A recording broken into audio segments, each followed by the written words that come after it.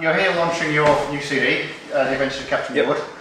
Your last full CD, Wax, was in 2005, but you've played lots live in that time. Yeah. Does that mean that by the time you record the songs, they've been road tested?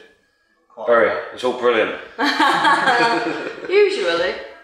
Yeah, we usually brilliant. play them out. No, we usually play them out for a long time before we record them. But I think there are a couple on the album that... Oh, there's one on we never played out. No, one that it was basically a studio mix. I think that's what you call them, isn't it? So we should get Ben in studio track. Which is that? That's the Three Ravens. Yes. We'd never actually played it together ever until we did the band tour. So that was interesting. That was fun. I was trying to play it live. Yeah. Couldn't do it. I could. I couldn't. I never learned to play. Does the live reaction help you choose which songs you're going to record then? It has done, I think, yeah. I mean, well, we get not necessarily the songs that we record, but certainly the songs that stay in the set. We've been through probably about 4 albums worth of material that has never been played more than about once or twice. Yeah. It gets dumped quite quickly if it doesn't go down very well, and not necessarily going down well, but if it doesn't feel right for us. So, because you're so busy touring, has it been hard to find time to get everyone together to make the record? Yes. Mm-hmm. It has. Yeah. Well, we did the drum and bass went down in November, didn't it? Yeah. Yeah, at the end of November, sort of at the end of touring. So they were quite fresh with it, and then we sort of did Christmas, didn't do any gigs, ate up too much food, forgot everything. Then we went in and recorded, sort of New Year, straight away after New Year, really. Yeah, January. And we just went in and did bits whenever we could, really, didn't we? Mm. Yeah, it would. In hindsight, it probably would have been better if we could fit it all in the same period. But everyone's just really busy, and everyone's got their own sort of different diaries and stuff. It's hard enough getting together for gigs, let alone recording as well. As for rehearsing, that's just a nightmare. Yeah. Just do that at the gigs. Oh, we do try and do weekly rehearsals. We try, yeah. But it doesn't always work. We did our first one this week, didn't we? Since people scattered all over the country then? No. Well, a bit. It's very busy. A little bit. I'm in Haworth. Rehearsing with the dancers, all the dancers, that is really difficult because Newcastle and various bits of Yorkshire. We all live within about 20 miles of each other. But we've only found a Wednesday night, and if anything happens out of the ordinary on a Wednesday night, that could be like weeks of rehearsals gone. So, and you put this out on your own label. Yeah. Are there distinct advantages to that? Yeah, we keep all the money. Yeah. That's the main one. But, I think it's a lot easier these days for people to put out their own music. The only benefit, really, I see from a label is a big label. He's prepared to put in the money for advertising. The only thing a small label gives you these days is money to record it. If you can get a few Visa cards and pay for it on them, then you're much more, you can do just as well. If you get a reasonable release distribution, we've got Answering Proper, who seems to be doing a good job. That's pretty much all a small label will offer these days, really. I understand you just work at schools. What do you do there? We've run quite a few everything. Yeah, Bryony works in schools quite often. Yeah, I teach fiddle in schools. Yeah. When we go in as a sort of road show, I do a lot of sort of after school clubs teaching sword dancing. But quite often those clubs have come from projects with festivals where the festivals booked the whole show, and then we've gone into schools before the show at the festival. We've worked with sort of like all the kids in a focus group, and we'll teach them Cotswold, Morris, Rapper and Clog, and probably some singing as well. Yeah. And then we'll get them to perform that in... It's like a mini roadshow, but with the kids doing the roadshow the next generation. Yeah. That's what he's after. We're scouting for talent. Getting a bit knackered now. Train him up. Yeah. You've recently started working with a beatboxer. Yeah. Which is a brave addition, but one that works really well.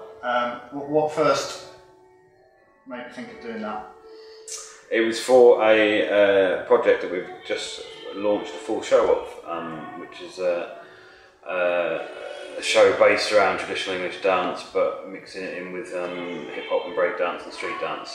And one of the first pilots we did for it about 3 years ago, we were just toying around with ideas, and we thought that the beatbox and clog would just be a really great combination. And that pilot was about 5 or 6 minutes long, and that had a couple of break dancers in it, 2 clog dancers, percussionists. You actually auditioned Jono? We auditioned Jono, yeah. Well, he was the only one that turned up, to be fair. So he got it by default. Yeah. When you add a new element, like the beatboxer or the straight dancers in your Time Gentleman Please show, do you worry about the reaction that it's going to get? I was very worried. Yeah. Not necessarily from the reaction. I was worried about how the show was going to go down. I wasn't particularly worried that we had hip hoppers in the show. Just worried the same way as anyone would be worried about a new show. Not necessarily because it had something different in it. I think it's quite funny seeing people's reaction, especially to Jono when he's doing beatboxing. You can see some people immediately just sort of warm to it and think, oh, I see what you're doing, that's a nice idea. Some people just kind of sit there going, I don't know what I'm meant to do, I don't know what I'm meant to think. Yeah. And I think it's that idea that you're already supposed to think something, so you don't know what you do think really. And so I don't know what people really think. It's bizarre. You seem to be doing a lot to bring English dance to the public's attention.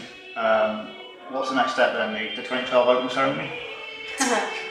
So everyone's talking about, aren't they? They all want loads of Morris dancers there. It'd be nice, wouldn't it? It'd be nice, yeah. It's not something that I'm particularly thinking about.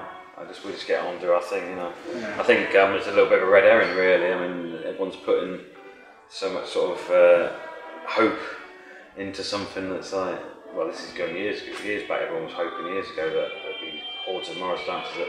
I think we can just get on with it, really, and let the Olympics do whatever they want to do, and we'll just carry on getting on with dancing and teaching dance and that sort of thing. It would be nice, yeah, but it's not something I'm particularly worried about whether there is or not, really.